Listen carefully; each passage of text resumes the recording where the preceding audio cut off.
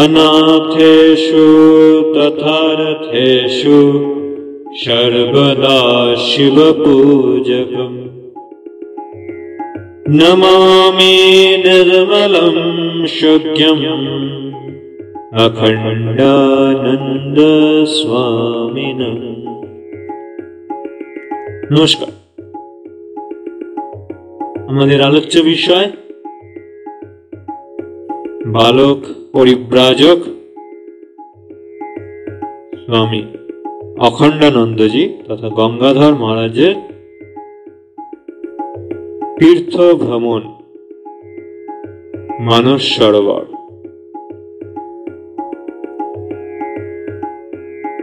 আঠারোশো ৭৯ সালের শীতকাল তীর্থ ভ্রমণ ও সাধন ভজনের দিব্য আনন্দে কাটিয়ে দশহরায় দেবপ্রয়াগে সঙ্গমে স্নান করবার ইচ্ছায় বালক গঙ্গাধর নামছেন।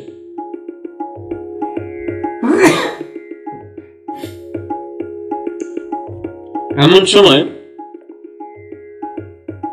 গাড়োয়াল শ্রীনগরের ১.৫ ক্রোশ নিচে এক স্থানে স্বামী শিবানন্দজি অর্থাৎ মহাপুরুষ মহারাজের সাথে তাঁর অপ্রত্যাশিতভাবে দেখা হলো। তিব্বতী লামার পোশাক পরিহিত বালক গঙ্গাধরের হিম ঝলসানো কালো মুখমণ্ডল দেখে দূর থেকে প্রথমে তিনি চিনতেই পারেন না।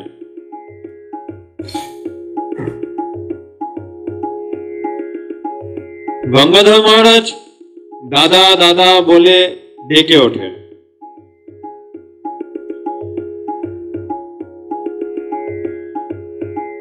গঙ্গা গঙ্গা তুই বেঁচে আছিস? তোর জন্য যে মঠে কান্নাকাটি পড়ে গেছে।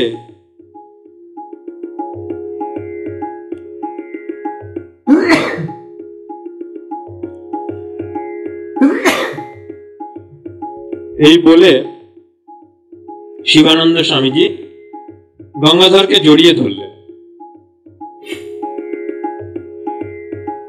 এই অবস্থায় তারা উভয়েই কাঁদতে লাগলেন।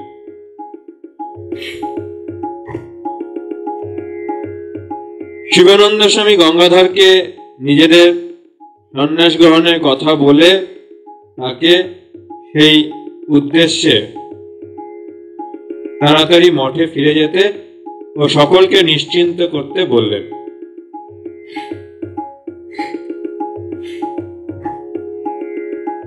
শেষ পর্যন্ত তারা দুজনেই কেদারের পথেই চললেন।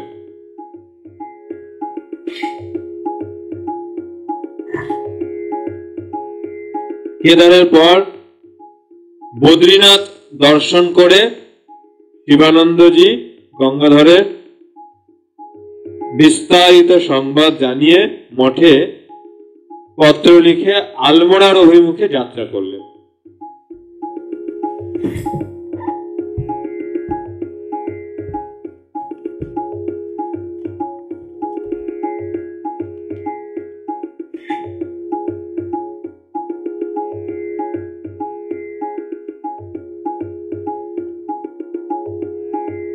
গঙ্গাধরের তখনও লাসা দর্শন করবার তীব্র আগ্রহ, তাই তিনি বদ্রিকাশ্রমে ২ মাস তপস্যায় কাটিয়ে নীতি পাশ দিয়ে ১৮৮৯ খ্রিস্টাব্দের জুলাই মাসে এই ৩ বার তিনি তিব্বতে প্রবেশ করলেন।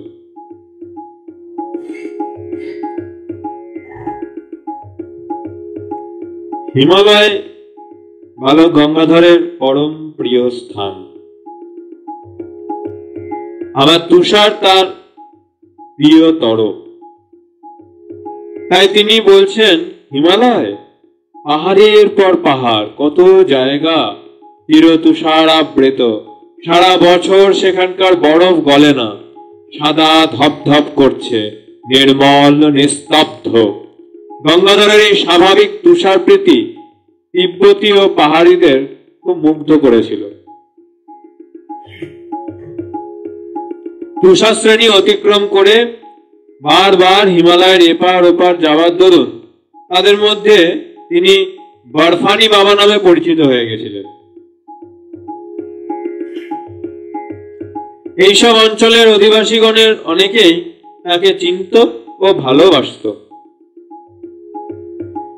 তিব্বতে পৌঁছেই তিনি লাসা যাবার উদ্যোগ করলেন, কিন্তু এবার তিব্বতেদেরই অনেকে তাকে ব্রিটিশের চর মনে করে বিরূপ ভাব দেখালো। পূর্বের যারা বন্ধু তারাও শত্রুর মতো আচরণ শুরু করলো। এমনকি কেউ কেউ তাকে ভবিষ্যতে তিব্বতে আসতে নিষেধও করলেন।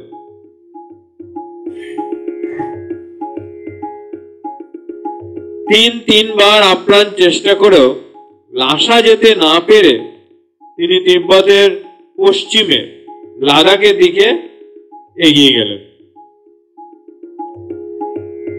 তার সুতীক্ষ্ণ নাসিকা দেখে এক ইরানি দলপতি তাকে বলিল, ইরানি ব্যবসায়ী বলে পরিচয় দিয়ে আমাদের দলের সঙ্গে চলো, তোমায় লাসা পৌঁছিয়ে দেব।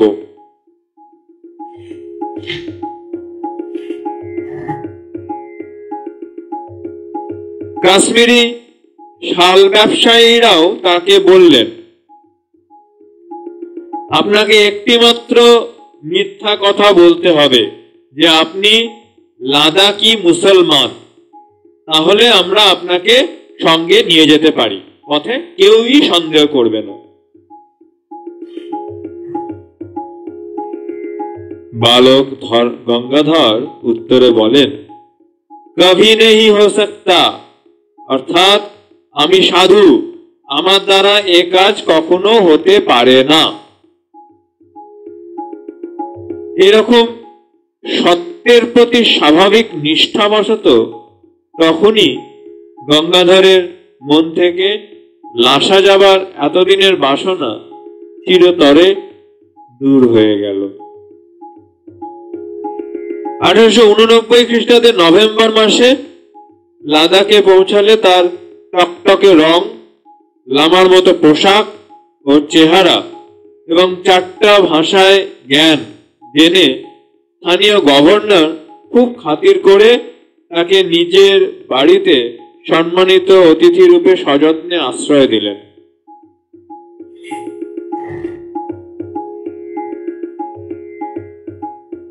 লাদাখের ইংরেজ কমিশনার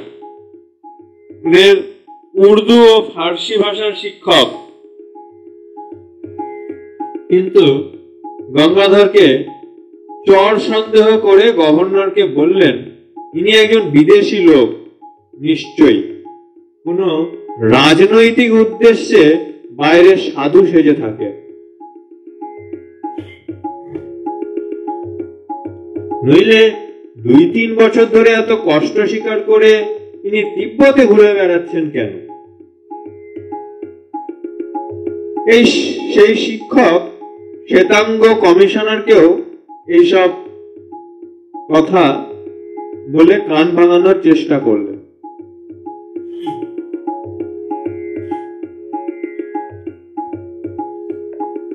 গভর্নর লাদাখি মুসলমান, ইংরেজকে খুব ভয় করেন। এই কারণে ওই স্বাভাবিকভাবে ওই শিক্ষকের কথায় ভয় পেয়ে 2-3 দিন পরে হঠাৎ তিনি গঙ্গাধরকে তার বাড়ি ত্যাগ করে ধর্মশালায় যেতে বললেন।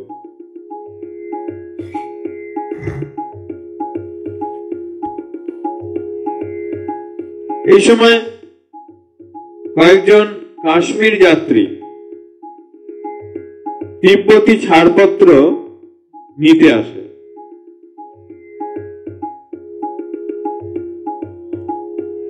গভর্নর গঙ্গাধরকে তাদের সঙ্গ ধরতে বললেন, নচেত ধর্মশালায় এই দারুণ শীতে জীবন সংশয়। গঙ্গাধর এই তিব্বতীদের সঙ্গে কাশ্মীরের পথ ধরলেন। পথে এত ঠান্ডা যে খাবার সময় রুটিও ছেনা যায় না, খাদ্যখানা আড়ষ্ট হয়ে যায়। গঙ্গাধর ভাবলেন আবার লাদাখে ফিরে যায়, কিন্তু সহযাত্রীগণ শীত নিবারণের জন্য তাকে তুলা ভরা পায়জামা ও গরম কাপড় দিল এবং আগুন জ্বালিয়ে তার শরীর সেঁকতে লাগলো। ঘোড়ার পিঠে চলতে চলতে যেমন শ্রীনগরের কাছে এসেছেন, অমনি এক কাশ্মীরি পণ্ডিত তাকে রাজার এক পরোয়ানা দেখিয়ে পরদিন ম্যাজিস্ট্রেটের সঙ্গে দেখা করতে বললেন।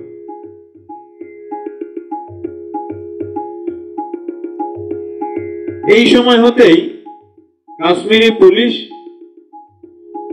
বালক গঙ্গাধরের পিছু নেয় এবং পরদিন সকালে ম্যাজিস্ট্রেটের সঙ্গে দেখা হলে তিনি বললেন, রাজার কোনো দোষ নাই, ব্রিটিশ রেসিডেন্ট নিজবেন্ট সাহেবের হুকুম মতো আপনাকে আটক করা হয়েছে।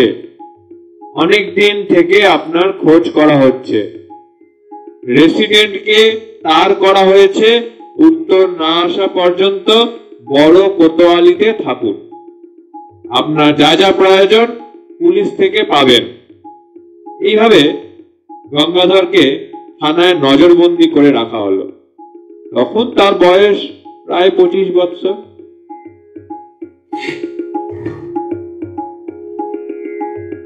বালক গঙ্গাধরের মতো কমনীয় মুখ, সুন্দর চেহারা দেখে বড় কোতোয়ালির জমাদারের গৃহিণীর মনে বাৎসল্যের উদ্রেক হল। তিনি তার স্বামীর নিকট দুঃখ প্রকাশ করে বলতে থাকেন, এ ছেলে মানুষ, রাজনৈতিক ব্যাপারে লিপ্ত নয়, একে এরকম কষ্ট দেয়া ঠিক নয়। গঙ্গাধর থানায় আটক থাকাকালে পুলিশের দেওয়া কোনো জিনিস খেতেন না বলে তিনি তাকে খাওয়াতেন। কয়েকদিন এইভাবে কেটে গেল। তারপর রেসিডেন্টের হুকুম এলো, সাধুকে সর্বপ্রকার স্বাধীনতা দেওয়া হবে, তবে তাকে নজরবন্দি থাকতে হবে।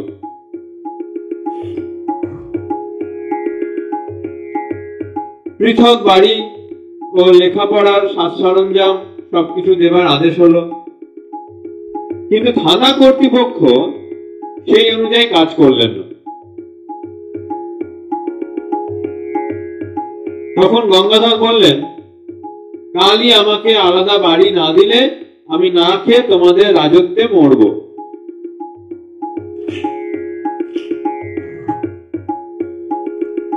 আরো একদিন সেই জমাদার গৃহিণীর নিকট ভিক্ষা গ্রহণ করে তিনি জেলের মধ্যে অনশন আরম্ভ করলেন।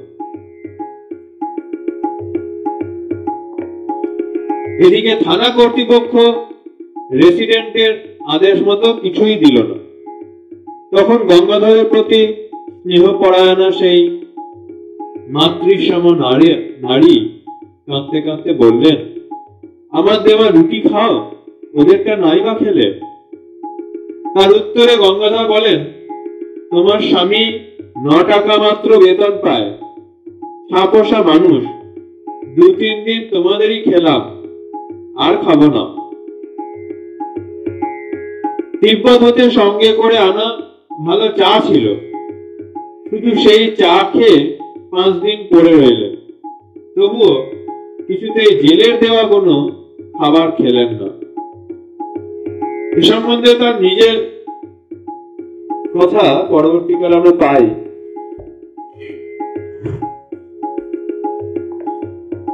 পাঁচ দিনের দিন রাত্রে খিদের জ্বালায় খুব কষ্ট হতে লাগলো। সেই জমাদারের ছেলে রোজ আমার কাছে আসতো।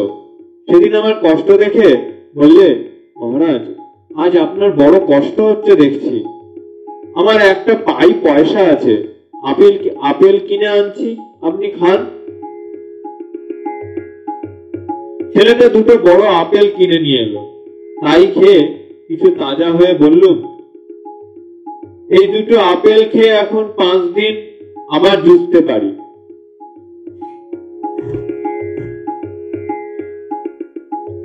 এরপর কাশ্মীরের রামবাগে গঙ্গাধরকে পৃথক ঘর দেওয়ার ব্যবস্থা হলো।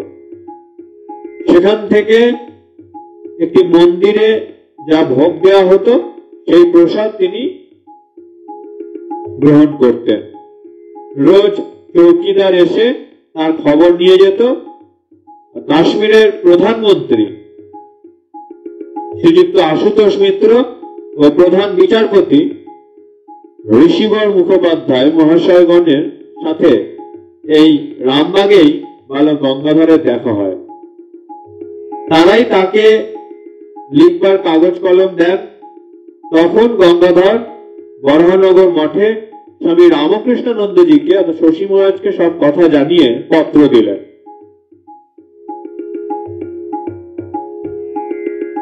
কাশীর প্রমোদ দাস বাবুকেও একটি পত্রে কাশ্মীরে তার আটক থাকার কথা জানিয়ে তিব্বত ভ্রমণের অভিজ্ঞতার বিষয়েও লিখেছেন।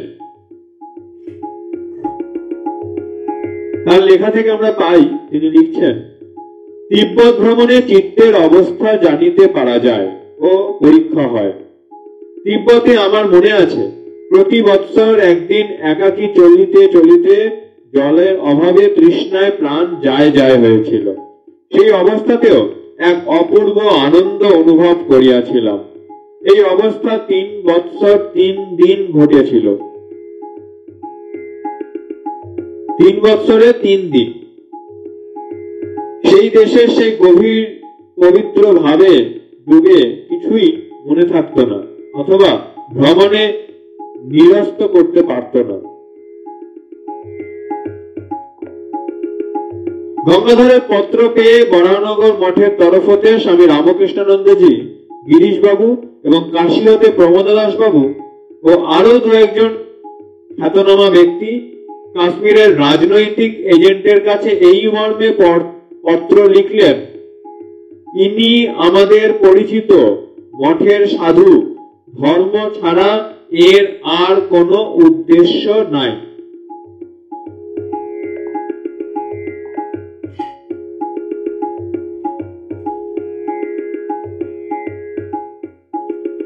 রেসিডেন্ট শীতের জন্য মার্চ মাস পর্যন্ত শিয়ালকোটে থাকতেন। এপ্রিল মাসে কাশ্মীরে তার প্রত্যাবর্তন পর্যন্ত গঙ্গাধরকে এইভাবেই নজরবন্দি অবস্থাতেই কাটাতে হয়েছিল। এই সময় গঙ্গাধরের মনে নতুন সংকল্প জেগেছিল যে লাসা যাওয়া যখন হলো না, তখন কারাকোরাম পর্বত অতিক্রম করে প্রাচীন সভ্যতার জন্মভূমি মধ্য এশিয়া ঘুরে আসব। কিন্তু মঠের চিঠিতে মঠের প্রতি ফিরবার আহ্বান তার প্রাণে বারবার ধ্বনিত হতে লাগলো।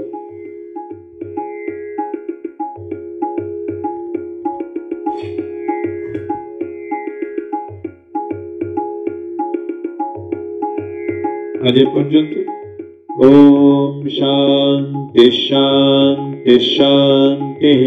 হরি ওম তৎসৎ। শ্রী রামকৃষ্ণার্পণমস্তু।